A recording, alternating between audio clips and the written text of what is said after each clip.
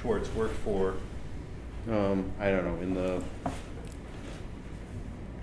I'm guessing it was mid to late 60s, basically had this scenario planning group. And the scenario planning group used a specific methodology. They said, you know, we don't really know what the future is, but we can narrow it down to 3 to 5 different things that we think are fairly highly likely.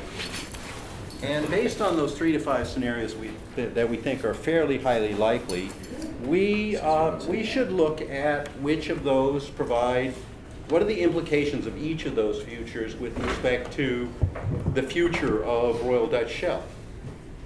And one of their scenarios that they didn't consider particularly likely is that the governments, the Arab governments in the Mideast might actually decide that they own the oil, and might actually act on that to control it in a way that would be to the detriment of the big 7 oil companies at the time, and they didn't consider that particularly likely, but they built the scenario. They said, oh, okay, let's say that that's a scenario. Let's say that the Arabs think that the oil is actually theirs because it's coming out of their land. And so they went in and they pitched it to their management, and their management, of course, said, oh, that will never happen. But when it did happen, their management very quickly said, who were those guys? Get them back in here.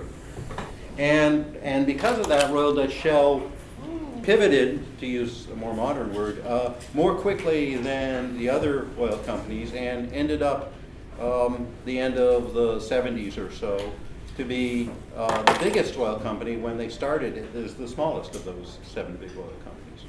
So that's just one example of scenario planning. But basically they said, okay, there was these futures that could happen, and they also said something kind of interesting. They said, if there is something that we should be doing, you know, that provides a little bit of benefit in one or two of these scenarios, but provides a huge benefit for, like, avoiding the worst, let's say, then let's actually think about doing that, even though, you know, from an insurance standpoint, what is it we can do that we don't think will be necessary, because, but the benefit of doing it is so great. So that's my basics on the scenario planning methodology.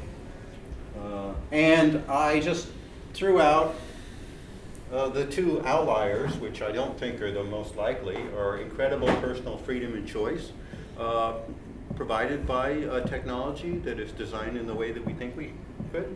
I would like to claim that I hope that absolute panopticon, everybody know the word panopticon?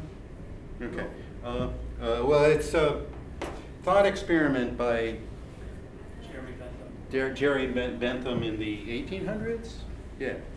Basically, he had a thought experiment about a prison or a society or an environment where everything that individuals were done were absolutely known by the overseers, every single thing. So that term panopticon is something that some of us believe we are heading towards in some negative ways. So, and I was saying government industrial complex based, so, you know, it might be not just the government doing that, some complex of whoever is grabbing our data. So the way you've written that, it looks like it's a spectrum from here to there. Yeah. But the real problem is multidimensional, of course. Right. So, how do you want to proceed?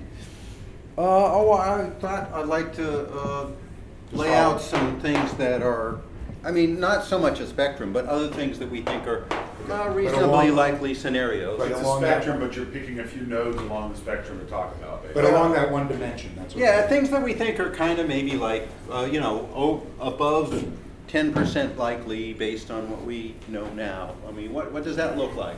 As I say, I love for that to be our future. Just for an But- example, we have in the Internet of Things, we're talking now about the CompuServe. Right. That's a separate dimension, I think, than this. Oh, it's a, no, it's Well, we could because, even, because I could have a panopticon with, 5 CompuServe things. And I could have a Panopticon where everybody has complete freedom and everything is fully connected. So I'm just saying there are multiple dimensions. It depends on what your scope of extreme personal freedom encompasses. Is that personal freedom within this CompuServe versus Internet of Things concept, or is that global personal freedom across every dimension everywhere? Well, of course, put it up here is mostly the latter. I mean, this is kind of the utopian goal, which I think you should always have a utopian goal, so you know. So you can try to head in the right direction. Are we won't get saying there. though that this spectrum exists in many different domains, right? Yeah, The spectrum exists if you're just talking about the future of work. The spectrum exists if you're talking about Internet of Things. It exists if you're right. So I was thinking we have a spectrum for an Internet of Things, we have a spectrum for a CompuServe of things, we have a spectrum where nobody talks to anybody else very easily. So that's what I meant by another dimension. But Okay. But some of those sort of preclude each other. I would just, Okay. I would guess I would say, and I don't know where I want to put this, but there is a sort of a CompuServe of things and, personal info where it's not a particularly dark future, but there's not a lot of progress there because you just choose your fiefdom, So I guess I'm not clear what CompuServe of things is supposed to mean in this axis. I want to suggest an alternative for the Well, before other. that, I'd actually just like to get Walled the term garden. clarified. Walled gardens. It's the walled garden concept. Fine, okay, thank you. And I want to suggest an alternative bottom end of this scale as absolutely constrained choice. Like George Orwell, 1984 kind of stuff. Or I don't even think more, that's like I don't, robots, see, I don't like- think that's the right I don't think the George Orwell surveillance thing is the right metaphor. Say more, Annabelle. I think what we're really talking about ultimately is it says it at the top that freedom and choice, right? Absolute freedom and choice is the Internet of Things. Everything's interoperable. I can choose exactly what I want to use, exactly how I want to use it. The other end of that scale is nothing's interoperable. I don't have any choice. Potentially there is one thing, and it only works with its things. It's a closed system. I can't mod it. I have to use it. I don't have any choice. Monopoly. That's complete logic. Yeah, you're right. So let me try to And make that- a distinction by why I wrote it that way versus what you're saying, because you're right, this is more abstract. Mhm, mhm. And this is more specific.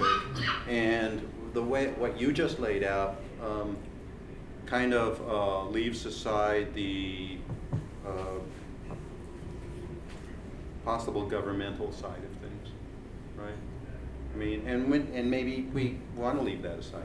I'm Yeah. fine with that if we want to. I feel like as Alan was getting at, that's kind of a different access, right? Like I can have a lot of freedom in what products I'm using and how I'm using them, even if all of my activity there is completely known by the NSA. What I'm saying is, I think of the board. There is no government component to the board. The bottom of the scale is the board, but the government is not an issue. That's a different dimension. It's just the board. So there is no silo because it's all one All thing. encompassing, all. Yeah. It's all one thing. There is no Distinction. there is no subdivision of the board whatsoever. Yeah, and that's why. And there is no governance either. And that ends up Right, being and that that's- as an that's individual why body is I- controlled by. That's why I feel like the whole, the panopticon, the surveillance, the knowledge thing is a separate component of that because it's not necessary or sufficient for that sort of scenario. I would just put the board there, because I think that is different from the panopticon. Yeah. Panopticon is just observation, whereas the Right. board Is is actual loss of action. control. Is total Right. loss of You control. look at DVDs and everything that went down with DCSS and DMCA and the regulations preventing you from building your own DVD player. That's gets towards that end of the spectrum. without any significant surveillance around what people are actually doing there. I'll also point out that on the other end of the spectrum, that's actually not necessarily the most aspirational thing that we could get to, because total freedom ends up resulting in total chaos as well, right? And so you end up, there is a way that could be the case, and we have perfect freedom over our actions, and nobody else gets any signals from one another about what we've done, because we can control all information flow, and that community breaks Right. down. So that may be an equally bad endpoint scenario. Think of Somalia. Yeah, we definitely want to separate the sort of the value judgment from the ends of the scale. Yeah, so. It's really hard to talk about these things without referencing what we already know.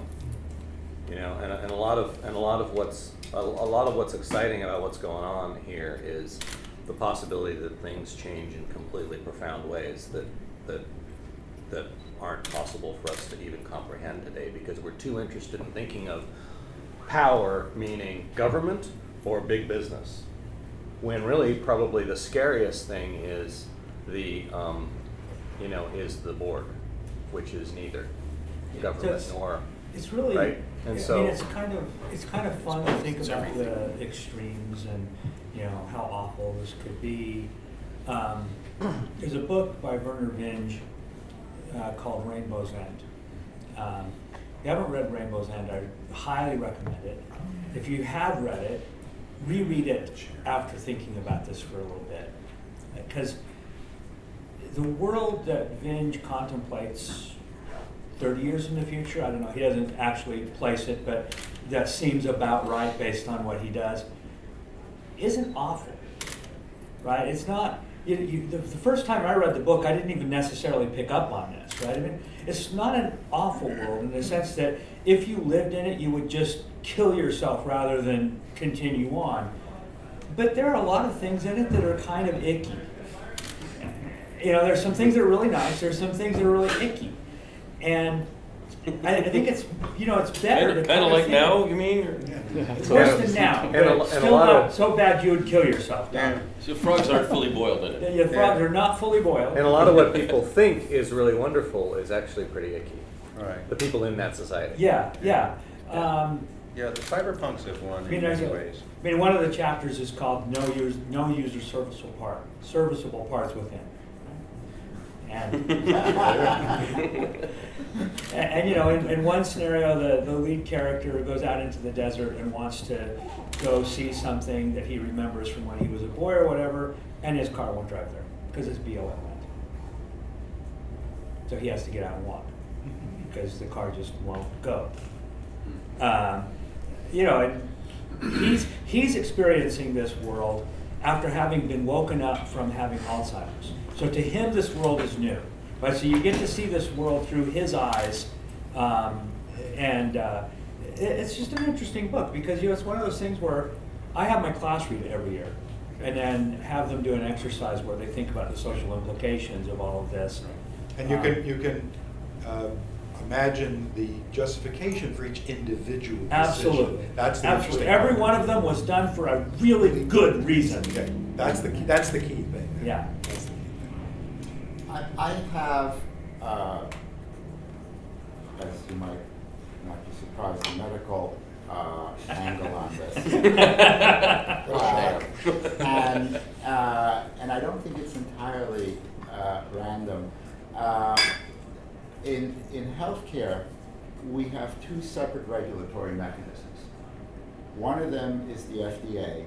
It's based on corporations, and it is centralized around the capital formation of the corporation.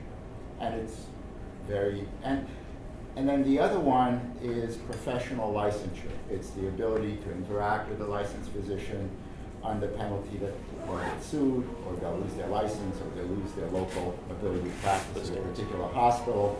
But there's no FDA directly involved, and there is no capital formation directly required as part of that.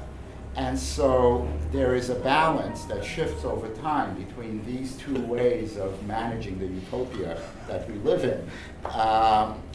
And so all I'm trying to say here is that there isn't a single dimension of technology here, but there's also a dimension of social organization in order to avoid the problem that somebody raised about incredible freedom, personal freedom of choice may not be exactly what we want. And I'm just saying it's a two-dimensional thing. When you think in terms of professions, you introduce the second dimension, because now you have local expertise and an associated regulatory system that's completely separate from the corporate. Have you written that up somewhere in those terms? I've talked about it. I'm not sure if it's been Write it up written. at some point, just my request. A thought toward the board. I wasn't here when you wrote that down, but Darius mentioned it. It's a consideration. I'm not sure this is a true statement, but I believe On the board. I believe the Borg is B2B. I believe you get the Borg from B2B. But you get the Borg with B2B plus regulatory capture. And regulatory capture is what you get with the utopia of rules, which is the subject of I think the Borg is something else. I think the Borg is, there is only one entity in the universe. Well, that may be the case too, but I Yeah, think that's the I think you extreme get case. Borgy things. I think, for example, I don't think Google aspires to be the Borg. I don't think Microsoft aspired to be the Borg. I think they both rationalize not being that. Or I think Apple wants to be the Borg. They do want to control their universe, however, as much as they can, while paying as much lip service and actually helping out, say, with open source here and there. But I think it's sort of the nature of any large closed system to want to do that. And toward understanding large closed systems, I suggest watching an 18-minute TED Talk by Jeffrey West. That's Jeffrey with a G. He's a physicist. And he spoke about why companies die and cities live. It's a really great thing. And he's a physicist who, when we in this country canceled the Super Collider project, he decided he was a tenured position at Santa Fe. Decided he would study biology instead for a while because he was already 70 years old or something. He said, Jeffrey who? What's that? Jeffrey who? West. Jeffrey West. Like the direction. What he discovered in studying biological systems and ecologies and so forth is that the ecosystems would tend to live, even as the actual organisms died. Why was it that organisms die? And he said they're closed systems, they're diminishing returns over time. They require more energy to persist than they use, and there's a whole. But he said, in fact, companies are the same way. Companies tend to be closed systems. They want to be closed systems, even though they work better as an open ecosystem. But no company wants to be an open ecosystem. And probably one of the steepest conceptual slopes we have to climb for most of the stuff we're trying to do here with identity, I'm trying to do with VRM and others, is arguing against that. Arguing against wanting to, the companies doing the heavy lifting, wanting to be closed systems. Well, and you contrast this with cities, and Yeah. his best line, I think, about cities is you can drop nuclear bombs on cities and they keep living. They don't go away. Yeah, even Detroit will not go away. Yeah, Detroit's still gonna be there. Yeah. They'll figure this out. Let me interrupt for a couple things. First, You can run the show, it's okay. The first one is that, do we need an explicit note taker? I know we're getting a lot of audio and video, and if there's nobody who's willing to do that, then you all can take the. I'm taking some notes, but it's awfully hard to do this conversation justice. What if we do what we did the VR session last year, or last session, and do a Google Doc? I'll set it up. I'll share a Cool. link, and then we can Okay, collaboratively. I'll throw my stuff in there. I love your multitasking.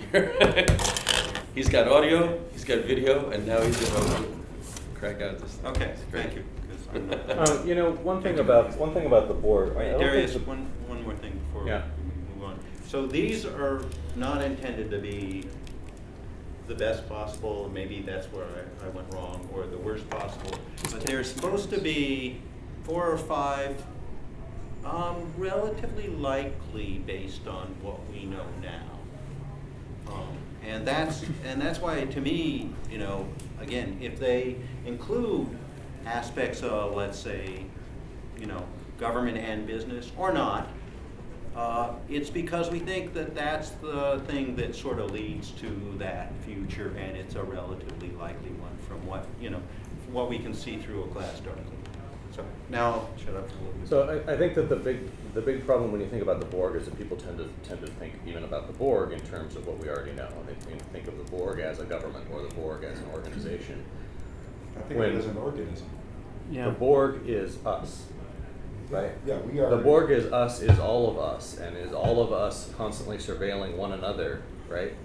That's the scary scenario of Well, the Borg. it's not And- It's not surveilling. It's literally linked. literally knowing, right? Yeah. And so the thing is that that I think we need to get past is thinking about this in terms of power of governments and commercial interests over us, because the reason why this country, our legal system, our education system is such a mess right now is us. Not the government failing, not the education system failing, anything else. It's us.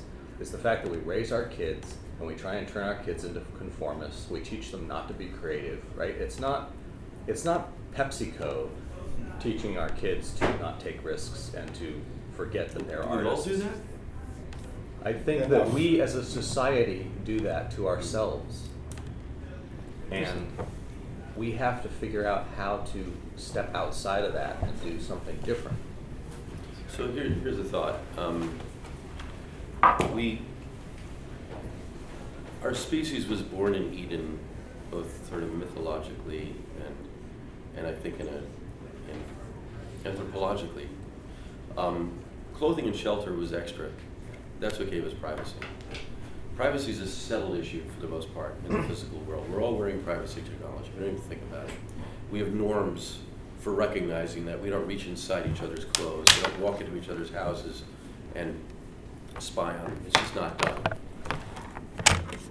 The virtual world we have now was really invented in roughly in the state it's in now in 1995, just 20 years ago. Clothing and shelter are extra. We don't have it yet. We started out with client server. We're still stuck with that. That puts all the responsibility on the server side. Great advantages could be taken of us while we're all still walking around naked, which we are.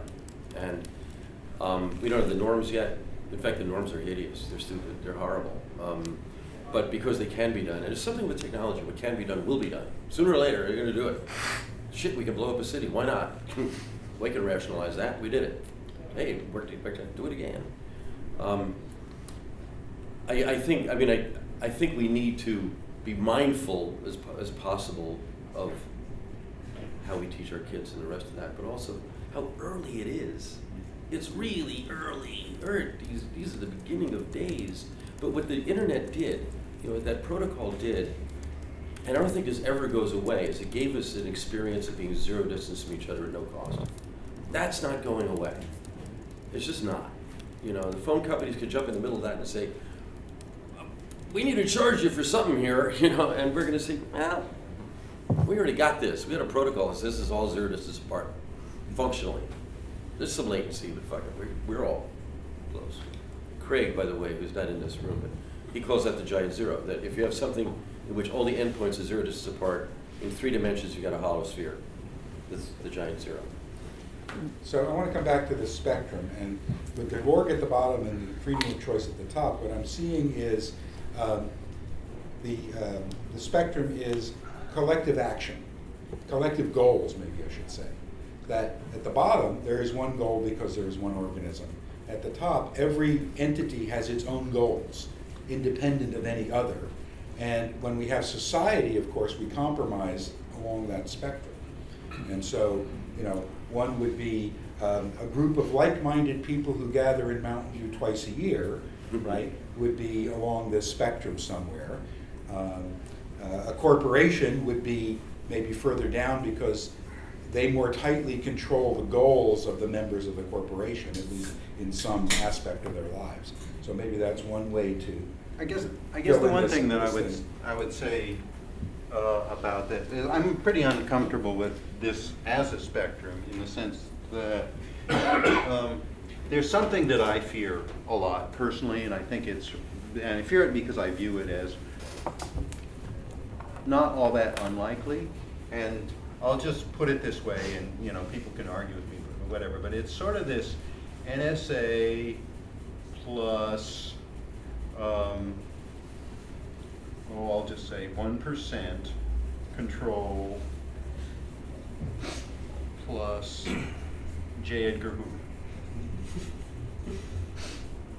Who we're pretty sure is dead. Well, you know, And his his modern instantiation, right? You know, but I'm with- leaving that aside, Right. because this is a guy who's willing to take the information on Yes. the entire everybody who's in office and start making decisions based on some set of, you know, in this scenario, some set of people who are really controlling things. And I do not view that as Right, that's a as different- likely. I do not view it as likely, but I view it as But we see that in North Korea. sufficiently possible. It has happened in North Korea. Yeah. It's happened throughout history. Yeah. right? So that's what I mean by a real, relatively believable scenario to me. You know, I don't give it more than 10, 12%, maybe a lot less, but it's still not, you know, 1 or 0 or, you know, anything like that. In terms of the, you know, sort of where we are blindly going, there's a walled garden kind of, the walled garden continues for the foreseeable future, you know, and you know, you just have sort of the modern Middle Ages. You have to figure out what fiefdom you're part of, and you know, there are people who will try to not be within a fiefdom, but you have to wait for the No. freemen and all that. But isn't the difference also that you get to choose who controls you, rather than there's only one person in one Yeah, body? yeah, So that's I like that better than that. Yeah, but isn't that the difference there, though, is that I can choose to move from one walled garden to another. I have that much choice.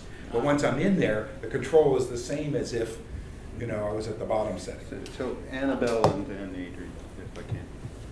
Or you Yeah, said- I kind of want to connect the dots on a few different things that people are saying, maybe in a different direction, but there's a lot of talk of this, you know, the idea of, you know, personal freedom and choice, of, you know, putting all of the power, or at least much more of the power, in the hands of us, of the consumer, of the people.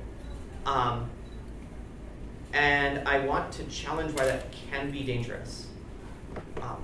Doc mentioned that we're all wearing privacy technology. Privacy is a solved problem in the physical world. And that's true unless you're a black man in St. Louis or a gay couple walking down the street in Alabama. When we talk about these things, talk about privacy and talk about what our needs are there, we need to keep in mind that there are different groups of people, often who are not in a majority position, who have different needs or greater needs. And so when we talk about giving more power to the people and to all of us, we need to make sure that doesn't devolve into majority rule. You know, this is somewhere where having regulation, whether it's government equal opportunity laws, or whether it's anti-harassment policies on social network sites, you know, regardless of whether that's coming from government or the corporation, that's a very important tool. It's a very powerful tool, and it's necessary to ensure that everyone in society has an equal opportunity to participate. You just brought the human aspect out of it, human nature. J. Edgar Hoover used the technology available at the time to do what he wanted to do. You know, I would argue your technology on the city, it doesn't take technology to destroy a city, it takes willpower. The Romans got rid of Carthage with plows and salt. So it's not a question of technology, it's a question of application of what technology is available and the willpower to use it. I think Annabelle's point is that the top is not the ideal world. Okay. No, it's definitely not. Okay, I'm trying to maintain a queue. Adrian? I really don't think that the bottom is realistic in as opposed to a realistic alternative to the board, and let me say why. I grew up I started out life in Romania, and grew up for much of my early years in the culture of a state control, because even though we left, my parents obviously infused all of this, and I was around it.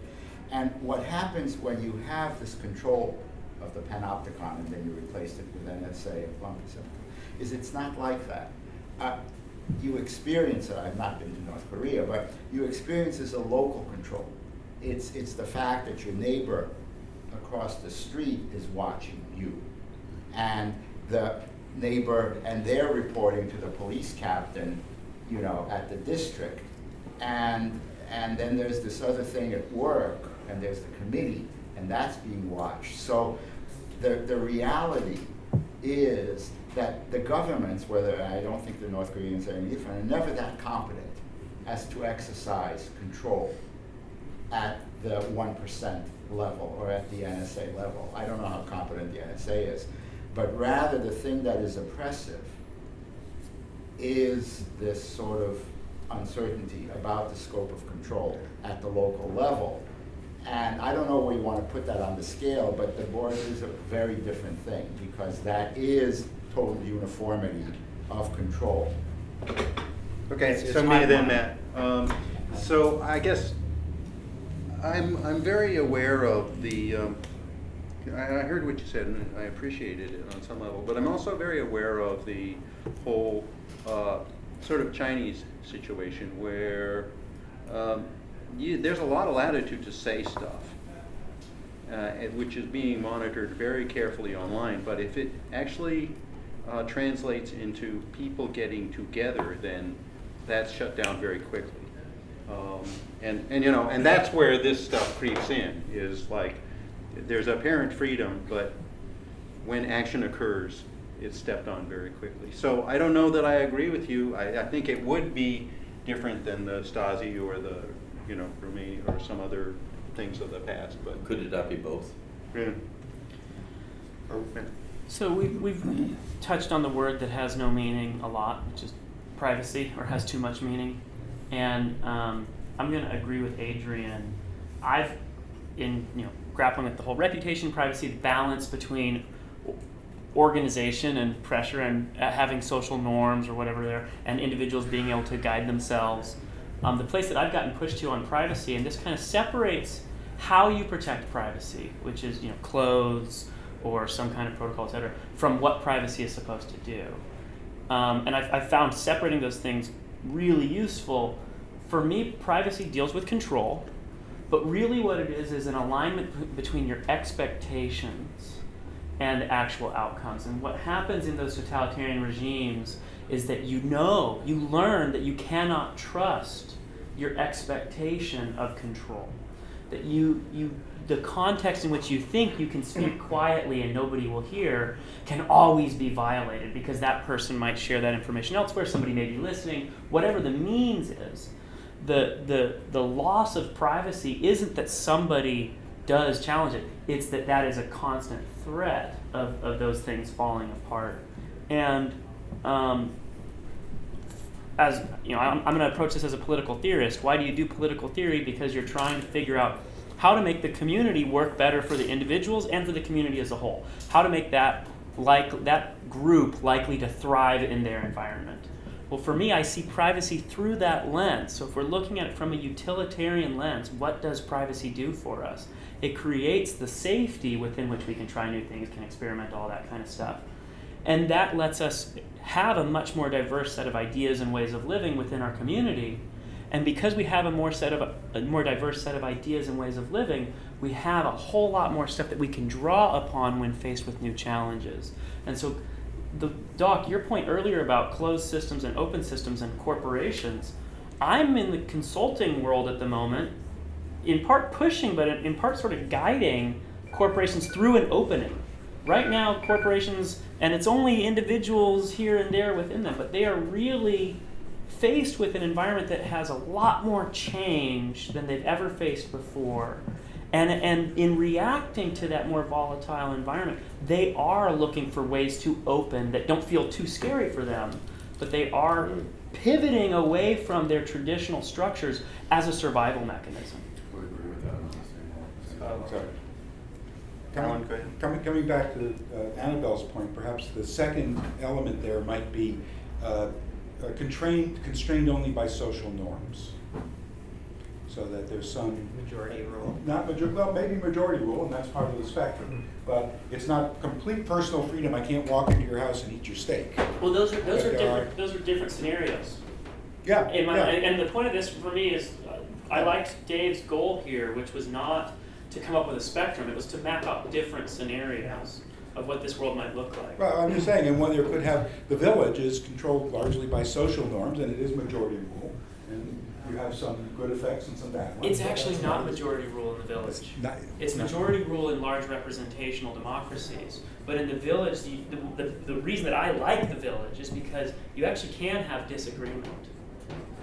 And you can steer yourself. When there's conflict, it's the village as a whole that resolves the dispute, right? Depending. There are lots of situations where I think you're a jerk and he thinks you're just fine, and we are able to. That's not the issue. It's when a decision must be made. Where it's going to be either this Well, it could be or the that. elder. That's Usually right. it's a trusted elder. That's It's a right. trusted Yeah, elder, it's not the actually- majority. Yeah, But but that's- people do have okay, different my- But that my- becomes a specific use case about how does Yeah, the village sorry. as a whole act. Sorry, my statement was And it depends on the incorrect. village Social how it norms acts. determine How does the village- how disputes get resolved. It's the social norms that decide, and that's more restrictive than complete personal freedom, right? And far less restrictive than Right. walled gardens. So making this this is my new pseudo-utopian, Okay, individual great. freedom constrained appropriately by social norms. Now, And Annabelle's the word point is- appropriately is suddenly, yeah.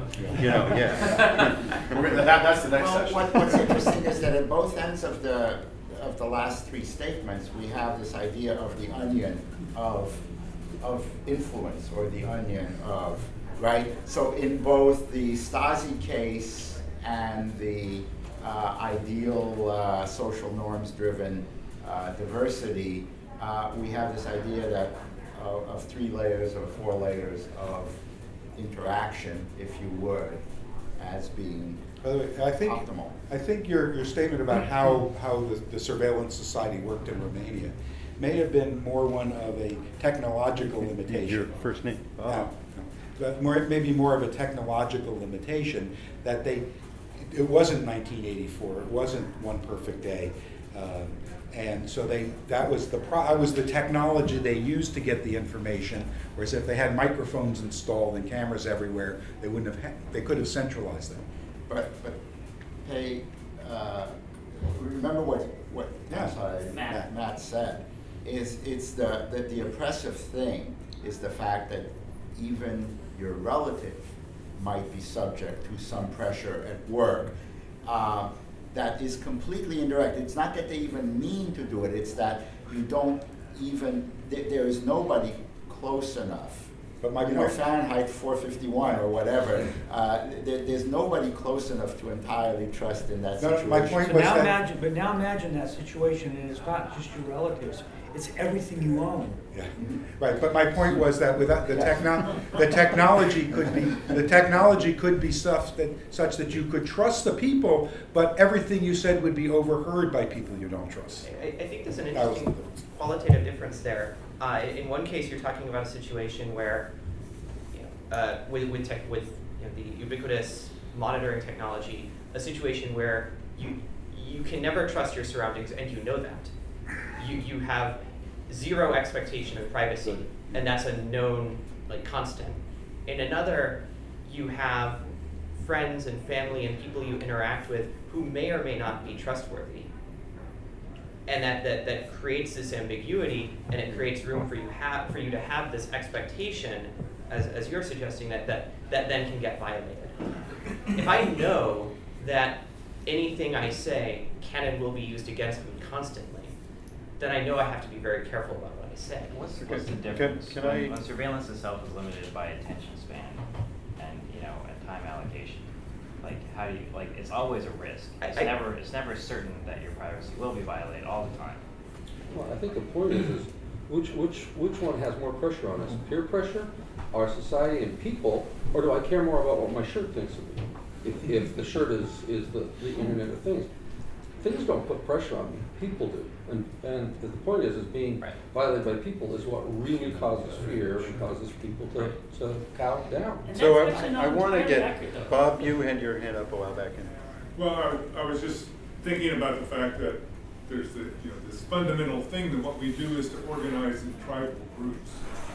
That seems to be really part of human nature. And so once you start looking at it that way, then the individual personal freedom constrained by appropriately by serial norms, how does that differ from the walled garden? Social norms. Social norms. It's a Well, social walled garden of choice. I get But it's still, We do it's context still a switching. tribe. It's still a tribe that you have, and we form all sorts of groups and we have So dues if- or some way of putting skin in the game, and then we say, so we can identify who's in the group and who's out. Right, Yeah. so appropriately is the key word there, right? So if everybody in the tribe is, and I don't want to just say happy or fulfilled or growing or learning, whatever, then yeah, then sure, that works. Right, And- but I mean, but the walled garden is sort of, isn't that the same sort of thing? And I'm also thinking like the snow crash, as a model here, and the way the society was divided up there into different sorts of. It's been a few years. Yeah, I think that people are always going to have a drive to individualize, no matter what the culture is. They might do it just because the culture is so ubiquitous or whatever. They just want to be different for whatever reason to increase their own social value. But I want to But say they'll be that, like a hipster, or. Right. And so they know what things they have to do to be a hipster. Right, exactly. Or so it's a strange kind of individualization. There's So- always good reasons to individualize. Sometimes they're, just personal, like fashion type reasons, but they're good in terms of that context. Sometimes they're more like what we're talking about now. But when you individualize, there's always reasons. Yeah, I wish we had someone here from Asia, from an Asian culture, or from an African culture.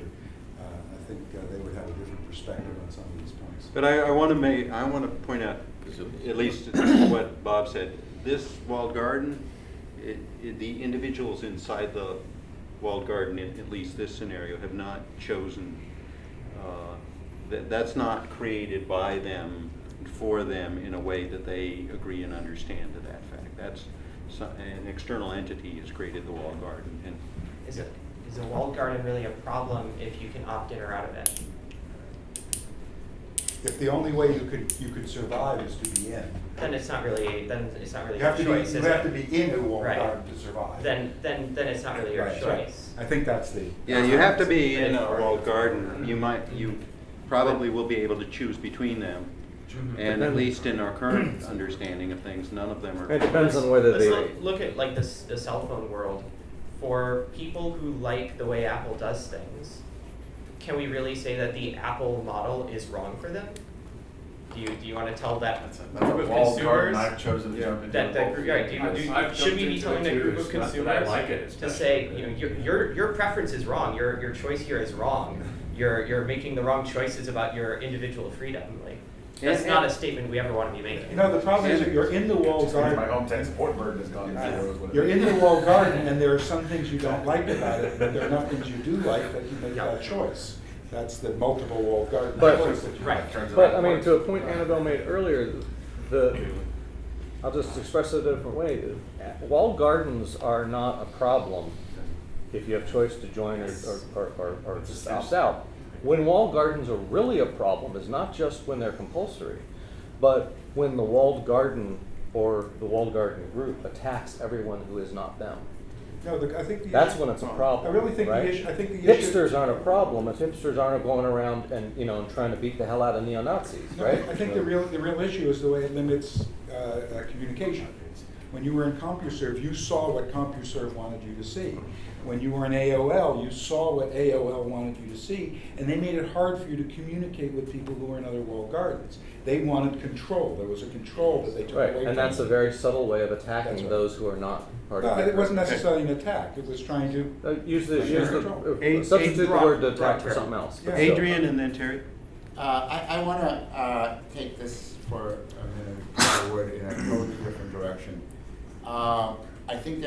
technical social norm that we should consider here, and that is that we will start to see privacy in terms of eliminating persistence or controlling persistence as opposed to, and shifting entirely to access, so that it becomes like walking into somebody's house and eating their steak, to make a copy and hold on to it of any data.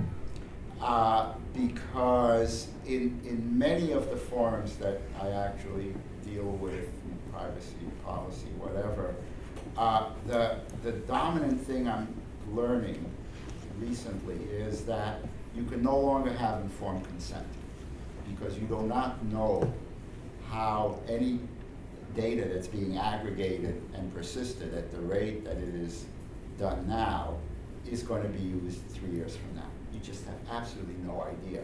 And under that domain, once you realize that you no longer have informed consent, then you have to step back and ask, what is it that we, as people, as whatever sentient beings, what can we do now when we realize this?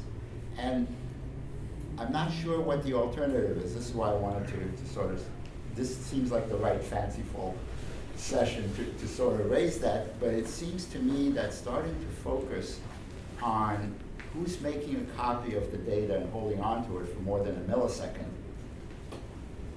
becomes a useful construct for how we talk about protocols and identity and what we do here.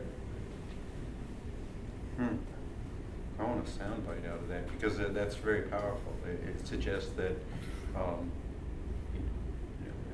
if I give permission to my data for a limited amount of time, then maybe that's all right. But once it is beyond my ability to understand. You want a soundbite? The power to persist is the power to control. Turn that around. Every year you have to re-sign the privacy data form at your doctor's office. Why don't we turn it around? And every year a company has to get an agreement from us to use our data beyond that calendar year. That'd be nice. Well, and then you also have regulatory approaches, right? Europe, if you want to store data, you not only have to, you have to have alongside it what it's going to be used for, and that constrains those reuses significantly.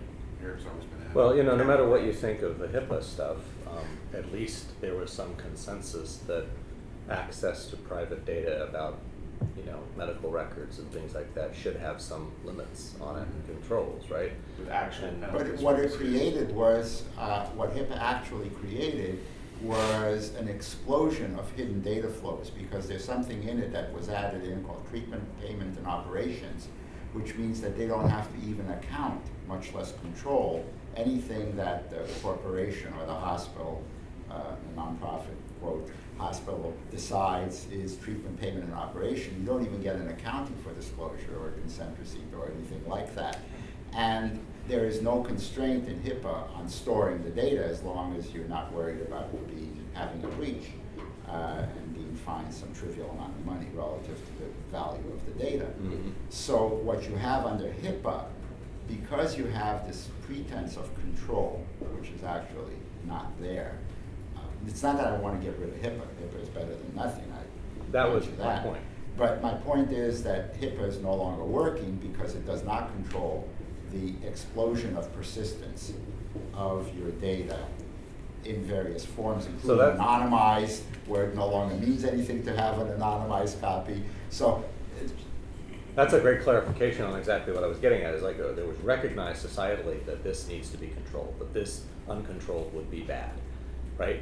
And so there was some support for putting something in place to control it. But then when we get into the details, we realize that there's a bunch of things, particularly around this persistence of data, that just really isn't working, right? The principles of fair information practice go back to 1974. It's Wild Willis Ware, basically. And they were actually adopted in a couple of state laws around that time by 79 or 80, and it's basically data minimization and persistence minimization. It's not, this doesn't go to HIPAA. Declared This used goes to and 73 or 74, the earliest days of computing. It's just that this has been completely lost from the. Okay, Terry, did you have some? I Or you have forgotten it by now? can't remember. We got 4 minutes left if you want. I'll do, actually, on that subject, there's a lot of discussion locally here in Santa Clara County about the county purchasing these fake cell phone towers that gather Stingray. cell data, ping cell data. And it strikes me that that's a case of, they're just gathering all this data, and there's no sense that the discussion is around how long they should keep it, what they're gonna use it for, and their claim is it's good because we can look for certain people, but all this data is coming in and it's being persisted. Free downtown Wi-Fi too. With no rules, no agreements, no anything around. So- What it's going to get used for eventually. So So it's interesting that sort of thing's already kind of happening.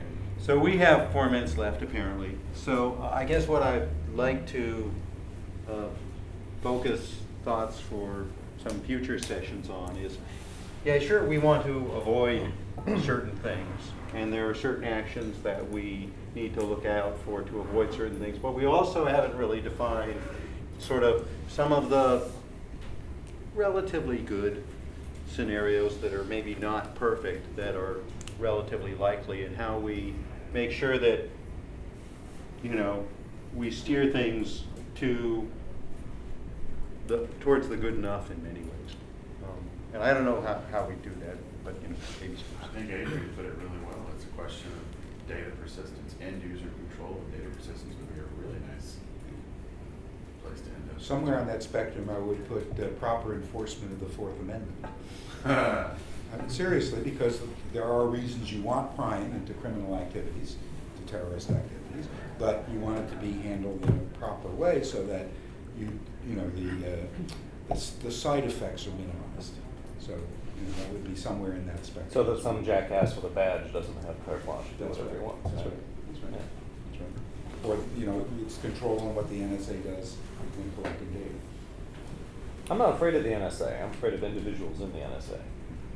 I'm afraid of the J. Edgar Hoover who might use the NSA. That's right. Yep. What you got, man? Yep. The social norms stuff. I mean, I've been grappling with this question for 15 years now, kind of, and in this sort of internet context for about 8, probably. And the place that I'd gotten driven to eventually was essentially this, that you want individuals to have freedom, and that freedom to be constrained by the expectations of the community or communities that they want to interact with or that want to interact with them. And so the social norms are not a single set, right? They are multiple sets. I want to interact with you guys here. There's ways of showing up here that are appropriate. If I just spoke the entire time and wasn't willing to listen to anybody else, you guys would probably uninvite me next time, right? And that's okay. Communities of choice versus communities of locality or communities of birth. That's right. And there's a separate piece there, which is I might violate those social norms. And it's okay for me to violate those social norms, and it's also okay for those other communities to defend themselves against my violation.